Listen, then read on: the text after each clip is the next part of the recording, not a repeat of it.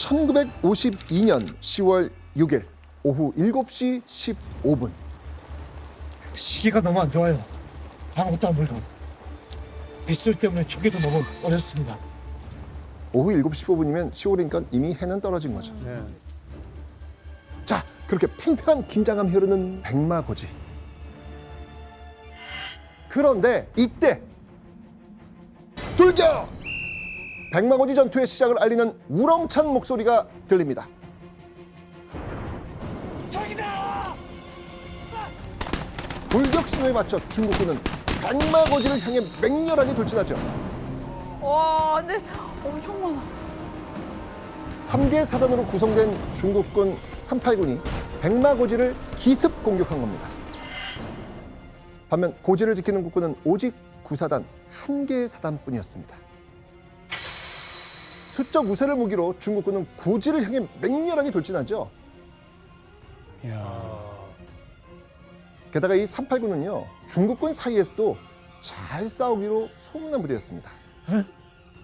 그러니까 그 중국군이 처음에 넘어왔을 때 이 389는 미군의 한 개 사단을 괴멸시킬 정도의 전투력과 강하고 정말 잘 싸운 부대였다. 약간 특수부대 그 안에서 특수부대 중에 특수부대. 맞습니다. 그러니까 이 389는요, 마오쩌둥으로부터 만세군이라는 영웅 칭호를 받았을 정도로 정말 알아주는 부대였습니다. 또 고지 쟁탈전을 위해 약 3개월 동안 전문적으로 훈련까지 받은 최정예 부대원들까지 있었습니다. 아휴. 여기서 끝이 아닙니다. 이 중국군의 사전 준비는요, 무척이나 철저했습니다. 이 중국군은요, 대규모 공격에 나서기 전 먼저 교란 작전을 펼칩니다. 백마고지에서 북쪽으로 약 5km 지점 떨어진 이 중국군 수종이 수문을 폭파시킨 뒤 전투를 시작하거든요. 백마고지 그 후방을 감싸고 있던 역곡천을 범람시켜서 국군의 병력 증원과 보급을 차단하려고 했던 겁니다. 병참선. 네. 그렇죠. 결국 국군 9사단은 백마고지에 발이 묶인 신세가 되고 맙니다. 중국은 대부대입니다. 연대병력 이상입니다. 무전 연결 아직이야? 완전히 포위됐습니다. 자, 그렇게 고립된 고지에서 시작된 불리한 싸움. 자, 이 첫날의 전투가 얼마나 치열했는지 그 알 수 있는 증언이 남아 있는데 우리 박훈 씨가 한번 읽어주시죠. 첫날 밤에 얼마나 포를 쏘았던지 포신이 뻘겋게 달아서 물을 퍼다가 끼얹어야 했고, 아이고야. 집안이 내려앉아 나무 토막으로 포상을 고정시키면서 밤새도록 쏘아댔다.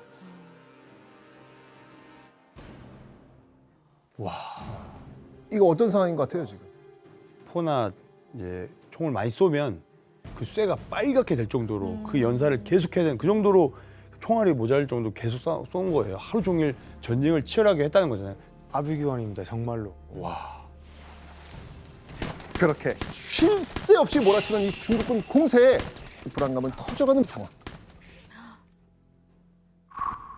자, 그런데 이때 이를 악물고 백마고지 전투의 승리를 다짐하는 사람이 있었습니다. 그 주인공, 우리 동현 씨가 한번 소개해 주시죠. 네, 그 백마고지 전투하면 빼놓을 수 없는 분이 한 분 계시거든요. 1952년 5월 구사단장이 되어 백마고지 전투를 이끌게 된 지휘관 김종호 사단장입니다. 김종호 장군 같은 경우는 6.25 전쟁 초반부터 엄청난 활약을 했던 장군입니다.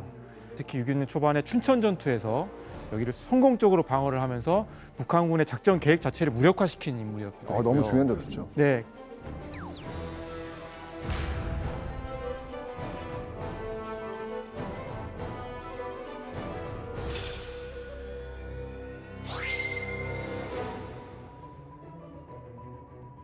와, 핵심적인 인물이에요. 그런데 막 승승장구를 하다가 오점을 하나 남기고 말았어요. 뭐요? 51년 5월 달에 강원도 인제 현리 인근에서 중공군의 공격에 이분이 이끌던 국군 3사단이 거의 붕괴되고 맙니다. 거의 전멸 수준으로. 네, 이때 이제 돌파구가 너무 크게 형성되고 동부전선 자체가 이제 무너지는 바람에 사실 이제 미군으로부터도 엄청나게 욕을 많이 먹고, 그러니까 이분 입장에서는 내가 다시 중공군하고 리턴 매치를 하는 거잖아요. 그 얼마나 이 복수심에 마음이 그렇죠. 들떴겠습니까? 야, 각오가 남다르겠다. 아니나 다를까 10월 6일 오후에 시작된 전투는요. 10월 7일까지 단 하루 동안 무려 4차례나 공방전을 주고받습니다. 그리고 다행히도 중국군과의 치열했던 첫 전투를 무사히 막아낼 수 있었습니다. 와, 대단하다 진짜. 자, 동현 씨, 이때 중국군의 이 기습 공격을 막아낼 수 있었던 또 하나의 이유가 있죠. 예, 근데 사실 모든 이 전쟁이나 전투, 저도 이제 격투를 했지만 네. 이 정보가 생명이에요. 그렇죠. 예, 상대 뭐 선수라든지 전략에 대해서 미리 알면 그게 정말 결정적이에요. 그래서 전쟁이 일어나기 3일 전인 10월 3일 이때 중국군 장교 한 명이 귀순을 했다고 하더라고요. 그래서 김종호 사단장이 귀순한 장교를 조사해서 미리 좀 대비를 했다고 합니다. 중공군 군단이 여기 꼬지 서북방에 공격 거점을 구성할 거라는 첩보가 있습니다. 정보를 빼낸 거네요. 뭐 빼냈다기보다는 이제 귀순을 해서 이제 정보를 받아들인 건데, 근데 여기서 중요한 거는 바로 행동으로 뭔가를 옮겼다는 겁니다. 네. 그래서 역곡전이 범람될 수도 있다라는 소식에 백마고지 안에 들어가 있었던 부대들한테는 10일치의 식량, 탄약 이런 것들을 다 준비를 시킵니다. 결정적인데요. 그니까 그거 듣고도 에이 이랬으면 준비를 안 했을 거잖아요. 그러면 진짜 큰일 난 거죠. 그리고 또 이제 중요한 게 요청을 하려면 통신이 중요하잖아요. 네. 근데 중국군의 포격 때문에 통신선이 망가지는 경우가 많았거든요. 통신선을 최대한 깊게 매설해라. 30cm. 그죠. 네. 그리고 화망을 체계적으로 구성합니다. 어디 포격할 건지를 다 타겟을 다 정해주는 거. 그렇죠. 사격 구역을 다 정해놓고. 그게 되게 중요하잖아요. 판단력이 나라를 살린 거네요. 정말 대단합니다, 진짜. 하지만요. 중국군은 계속해서 공격을 퍼붓습니다. 끊임없이 올라오는 이 중국군의 어마어마한 수적 공세에 국군의 최후 저지선을 뚫고 밀고 들어오는 겁니다. 야, 그렇게 준비를 했는데. 그러니까요. 징그러울 것 같아요. 계속 올라오잖아요.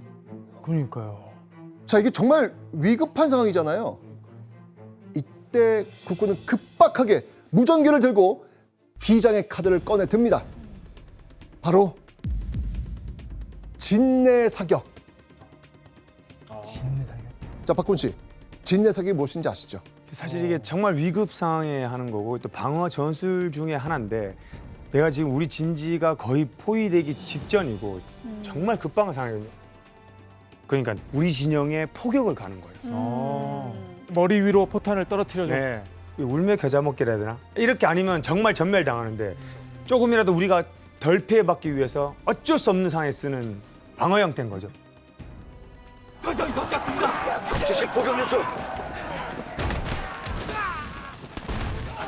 그러니까 진내 사격은요, 아군의 희생도 각오해야만 하는 정말 위험한 전술이었습니다. 그만큼 다급한 상황이었다는 거예요. 하지만 가까스로 고지 정상을 지키고 있던 국군에게 뼈아픈 소식이 전해집니다. 중국군의 공격이 시작되고 하루 뒤인 10월 7일 오후 11시 결국 최초로 백마고지 주봉까지 중국군에게 넘겨주게 됩니다. 자, 이 국군으로서는 정말 절체절명의 위기를 맞게 된 거예요. 사실 이게 우위에 있다는 게 사실 엄청난 건데 뭐 적군이 예를 들어 점령을 고지를 먼저 점령하고 있다 그러면 우리가 올라갈 수 있는 주요 목 그 길에 다 조준 사격을 미리 해놓는 거예요. 그냥 손가락만 까딱 해도 거기로 사격이 가게끔 다 세팅이 돼 있는 거예요. 또 아까 말했던 것처럼 밑에서 위로 올라가지 얼마나 힘들어요. 그리고 상대방 우리를 다 보고 있을 텐데. 아, 올라오는 게 다 보이는 당연하죠. 너무 힘든데? 그냥 지금 말로 멘붕 왔을 것 같습니다. 이거 어떻게 해야 되지? 어떻게 다시 올라가지? 자, 그런데 위기 상황이라고 우리 국군이 이대로 백마고지 포기했을까요? 우리가 전장을 지배한다. 알겠나? 예! 누가 가장 강한가? 알아요! 누가 가장 독한가? 알아요! 일진일퇴를 거듭하며 다시 백마고지 정상 주봉을 차지하기 위해 전투를 벌입니다. 자, 그렇게 10월 8일 새벽 2시 40분 백마고지 정상 주봉을 다시 탈환하는 데 성공합니다. 야, 이거 진짜 엄청난 이거를 6탄전으로 뚫고 올라간 거예요. 이게 우리 국군 선배님들입니다. 그런데요, 이때부터 백마고지는 그야말로 초토화가 됩니다. 중국군 측에서도요, 이 백마고지 정상을 차지하기 위해 정말 사활을 걸고 있거든요. 실제로 국군이 적의 교신을 몰래 들었을 때 이런 얘기까지 듣게 됩니다. 백마고지 탈취하지 못하면 사단장 총살하겠다. 와. 자, 당시 상황이 얼마나 치열했는지 전투 상황을 한번 보시겠습니다.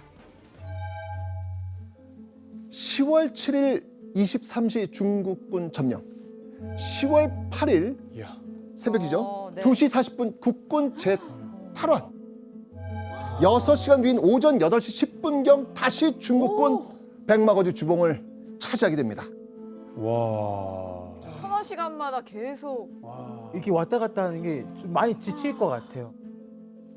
그렇게 열흘간의 전투 기간 중 10월 6일부터 12일까지 무려 12차례 치열한 공방전을 벌입니다. 그리고 10월 12일 중국군의 기습 작전에 국군은 또다시 고지를 중국군에 빼앗기고 맙니다. 당시 국군은 고지 정상 도달을 약 50m 앞둔 상황이었거든요. 자, 이 적의 이 기관총을 제압하지 못해서 병사들이 연이어 쓰러져 가기 시작합니다. 자, 이때 정말 이 분노한 몇 명의 병사가 대담한 결정을 내리죠. 자, 어떻게 중국군의 방어선을 뚫어냈는지 확인해 보겠습니다.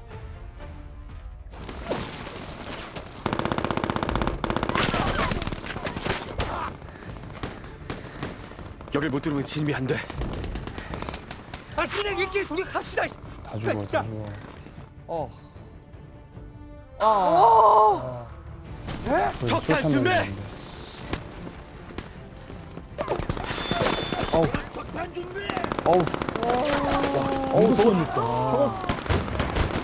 목숨 내건 거잖아요, 지금요.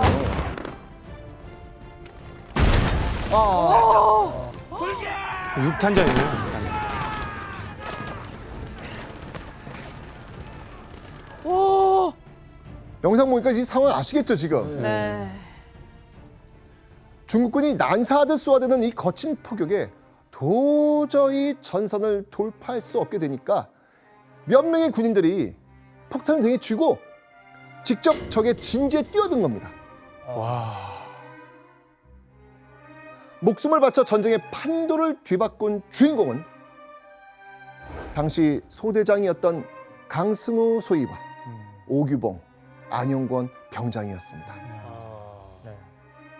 영화는 다르게 안타깝게도 세 분은 장렬한 최후를 맞이했습니다. 근데 이게 이 영화보다 더 치열한 게 또 현실이었습니다. 진짜 저게 그런데 이때 그렇게 죽기 살기로 싸우고 있던 군인들의 사기를 한껏 고취시킬 만한 소식이 전해집니다. 사진 한번 보시죠. 백마고지 전투가 한창이던 1952년 10월 13일 이승만 대통령과 제임스 벤 포넷 장군이 직접 백마고지를 방문해 병사들을 독려하는 겁니다. 우와. 현장을 방문한 이승만 대통령은요, 자네들이 용감하게 승리해주고 국위를 선양하고 있기 때문에 내가 용기를 얻어 국정을 보살피고 있다.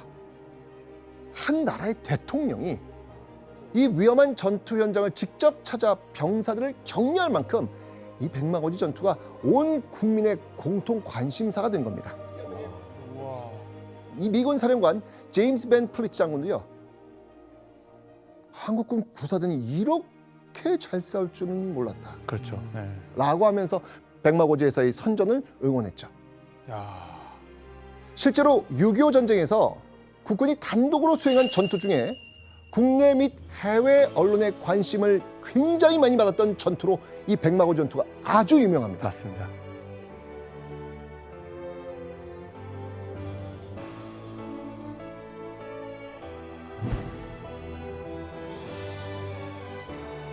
우와.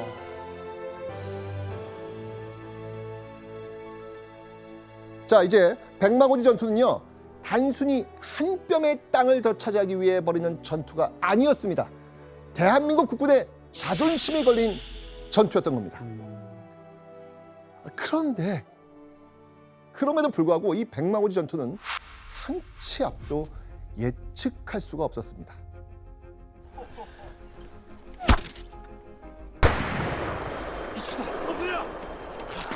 유독 백마고지에서는 매 순간 긴장을 놓을 수 없는 상황이 이어졌기 때문입니다. 실제로 전투가 이어진 열흘 동안 백마고지에는 무려 28만 발가량의 포탄이 떨어집니다. 교수님, 지금 백마고지에서만 28만의 포탄이 쏟아졌다는 건데 이게 얼마나 많은 거예요? 포탄을 쭉 일렬로 세우면은 서울에서 부산을 왕복할 수 있는 정도의 양이었습니다. 그러니까 실제로 전투하고 있는 동안은 계속 포탄이 비 오듯이 쏟아졌다고 보면 되고요. 6.25 전쟁 전투 중에서 단일 면적당 가장 많은 포탄이 쓰였던 전투가 바로 백마고지 전투입니다. 심지어 전투가 길어지다 보니까 갑자기 탄약이 뚝 떨어지는 위급 상황이 생기기도 했습니다. 총탄이 모두 떨어져 이 목숨이 위태로워져 가던 그때 이 국군 부사단의 병사들은요, 이 긴박한 순간을 버티기 위해서 아주 특별한 방법으로 적에게 맞섭니다.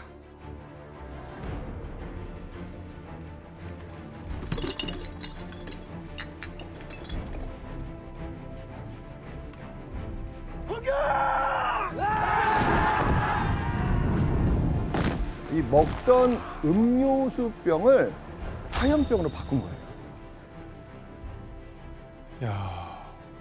자, 실제 백마고지 격전지에서 발견된 음료수 화염병 사진을 한번 보여드리겠습니다. 백마고지 일대에서 유해 발굴 도중 발견된 음료수 화염병 모습입니다. 정말 급박하고 열악해서 만든 것 같아요. 탄약이 오는 시간을 기다릴 수조차 없을 정도로 야. 긴박했던 겁니다. 야, 상황이 얼마나 급박했으면. 그런데 얼마 뒤 백마고지 주봉에서는요, 모두의 이목을 집중시킬 만한 아주 또렷한 명장면 하나가 펼쳐집니다. 자, 당시 상황을 짐작할 수 있는 사진이 남아 있습니다.